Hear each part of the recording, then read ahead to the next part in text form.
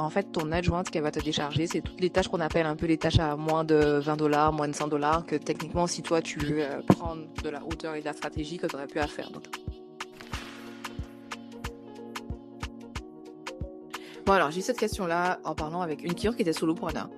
Et c'est ça, elle me demande, mais est-ce que si elle engage, qu'est-ce qu'elle devrait engager? Puis, elle demande, en fait, si elle engage une adjointe, est-ce que ça va être problématique? Parce que elle, ce qu'elle veut, en fait, elle, c'est à la fois pouvoir avoir une vision macro, donc de gérer tout ce qui est stratégie, en fait, d'entreprise, mais en même temps, ce qu'elle veut, c'est aussi pouvoir faire du dessin, des choses comme ça. Et donc, quand elle me dit ça, moi, je lui dis, écoute, regarde, non, au contraire, en fait, ton adjointe, ce qu'elle va te décharger, c'est toutes les tâches qu'on appelle un peu les tâches à moins de $20, moins de $100, que techniquement, si toi, tu veux prendre de la hauteur et de la stratégie, que tu aurais pu à faire. Donc, les tâches administratives récurrentes, les tâches de comptabilité récurrentes, toutes les tâches un peu récurrentes, répondre à des courriels, organiser des activités, etc.